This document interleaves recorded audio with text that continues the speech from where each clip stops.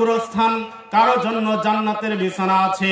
এই গোরস্থানে এমন কিছু ভালো বান্দা হয়তোবা আছে, তাদের জন্য আল্লাহ তাআলা জান্নাতের বিছানা বিছিয়ে দিয়েছে, জান্নাতের বাগান বানিয়ে রেখেছে কবরটা। গোরস্থানে এমন কিছু মানুষ হয়তোবা আছে যারা পাপী ছিল, তাদের জন্য গোরস্থানের ওই কবরটা 3.5 হাত গর্তটা জাহান্নামের গর্তে পরিণত হয়ে গেছে। একটু কি চিন্তা করেন না, আপনি যখন ওই গোরস্থানে যাবেন বা আপনি যেই গোরস্থানে যান না কেন, আপনার মৃত্যুর পর হতে পারে কবর জান্নাতের বাগান হবে, আর না হয় কবর আপনার জন্য জাহান্নামের গর্ত হবে। এবং আজকে এখান থেকে যখন উঠবেন, প্রত্যেকবার মৃত্যুর কথা স্মরণ করবেন। অপরাধ অপকর্ম যে করতেছেন, বারবার এটা স্মরণ করবেন। মাটি, যেই মাটির উপর আপনি আছেন, সেই মাটির ভিতরে একদিন যেতে হবে, সেই মাটির ভিতরে একদিন প্রবেশ করতে হবে। এই চিন্তা চেতনা সব সময় রাখতে হবে। সাহাবায়ে কেরামগণ মৃত্যুর কথা স্মরণ করতেন। রাসূল করিম সাল্লাল্লাহু আলাইহি ওয়াসাল্লাম সাহাবীদেরকে এমন তালিম দিয়েছিলেন, এমন শিক্ষা দিয়েছিলেন, সাহাবায়ে কেরামগণ আল্লাহকে ভয় করতেন। মৃত্যু দিবস সম্পর্কে তারা অনেক সচেতন ছিলেন, অনেক সচেতন ছিলেন। শুনেন একজন সাহাবীর ঘটনা, একজন সাহাবীর কথা শুনেন, যেই সাহাবীর নাম আমরা অনেকেই জানি। সাহাবীর নাম হচ্ছে ওসমান বিন আফফান রাদিয়াল্লাহু আনহু। ওসমান বিন আফফান রাদিয়াল্লাহু আনহু যখন কোন কবরের পাশে দাঁড়িয়ে যেতেন, তখন তিনি চিৎকার করে কান্নাকাটি করতেন। আল্লাহ নবী সাল্লাল্লাহু আলাইহি ওয়াসাল্লামের এই বিশিষ্ট সাহাবী এত বেশি পরিমাণ কাঁদতেন, এত বেশি পরিমাণ কাঁদতেন, বাকিয়া হাত্তা ইয়াবুল্লা লিহায়াতাহু, এমনকি তার কান্নার সেই চোখের পানি দিয়ে দাড়ি পর্যন্ত ভিজে যেত। ওসমান বিন আফফান যখন এইভাবে করে কোন কবরের পাশে দাঁড়িয়ে দাঁড়িয়ে কান্না করতেন, অন্যান্য সাহাবীরা বললেন, হে ওসমান ভাই, আল্লাহর নবী যখন আমাদের সামনে, আপনার সামনে জান্নাতের কথা বলেন, তখন তো আপনি এত বেশি কান্নাকাটি করেন না। আল্লাহর নবী যখন আপনার সামনে জাহান্নামের কথা বলেন, আপনি তো এত বেশি কান্নাকাটি করেন না। যখন আপনি কবরের পাশে দাঁড়িয়ে যান, তখন আপনি কেন এত বেশি কান্নাকাটি করেন?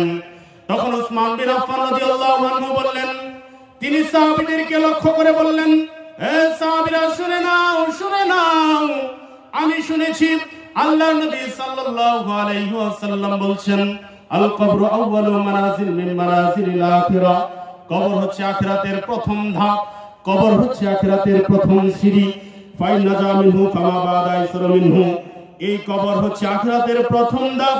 যে ব্যক্তি এই কবরের পরীক্ষায় পাশ করে যাবে, যে ব্যক্তি এই কবরের সওয়াল জবাবগুলো সঠিকভাবে দিতে পারবে, তার জন্য সুসংবাদ, তার বাকি আখিরাতের যত ধাপ রয়েছে, অর্থাৎ কিয়ামত দিবসে সে সুন্দরভাবে উঠবে এবং আমলনামাও সুন্দরভাবে তাকে দেওয়া হবে। পুলসিরাতের পুলও সে সুন্দরভাবে পার হয়ে জান্নাতের ভিতরে চলে যাবে। অর্থাৎ আখিরাতের প্রত্যেকটা ধাপ সে সুন্দরভাবে পাস করে যাবে। আর যে ব্যক্তি এই কবরের মধ্যে ধরা খেয়ে যাবে, তাহলে সে বাকি যত ঘাটি আছে, আখিরাতের যত ঘাটি আছে, সমস্ত ঘাটিতে সে ধরা পড়ে যাবে, কোন ঘাটিতে সে ভালো থাকতে পারবে না। ওসমান বিন আফফান রাদিয়াল্লাহু আনহু বললেন, আল্লাহ নবী সাল্লাল্লাহু আলাইহি ওয়াসাল্লাম বলেন, মা রাআইতু মানজারান কাতু ইল্লা ওয়াল কবর আফযাহু মিনহু। আল্লাহ নবী সাল্লাল্লাহু আলাইহি ওয়াসাল্লাম বলেছেন, আমি দুনিয়াতে অনেক কিছু দেখেছি। আল্লাহ রাব্বুল আলামিন আমাকে মিরাজে নিয়ে যাওয়ার পর জান্নাত দেখিয়েছেন, জাহান্নাম দেখিয়েছেন, কিন্তু আমি কবরের মতো এত আশ্চর্যজনক জায়গা আমি দেখি নাই। সকলে বলে সুবহানাল্লাহ। কবরের ব্যাপারে রাসূল সাল্লাল্লাহু আলাইহি ওয়াসাল্লাম কবরের ব্যাপারে সাবধান ছিলেন, সতর্ক ছিলেন। ওসমান বিন আফফান রাদিয়াল্লাহু আনহু এরকম ভাবে যত সাহাবীরা ছিল, সকলেই মৃত্যুর ব্যাপারে সাবধান ছিলেন, সতর্ক ছিলেন। তারা সব সময় আখিরাতের কথাটা তাদের মাথায় থাকতো।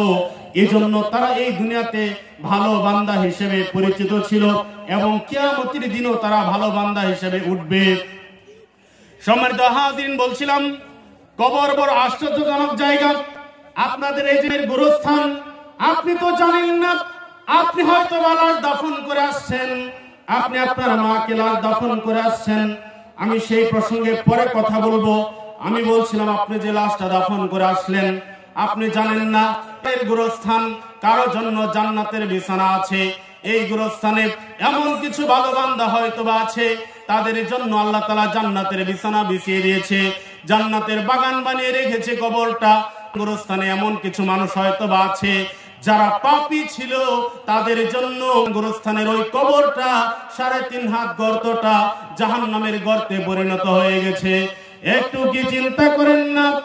আপনি যখন ওই গোরস্থানে যাবেন বা আপনি যেই গোরস্থানে যান না কেন, আপনার মৃত্যুর পর হতে পারে কবর জান্নাতের বাগান হবে, আর না হয় কবর আপনার জন্য জাহান্নামের গর্ত হবে।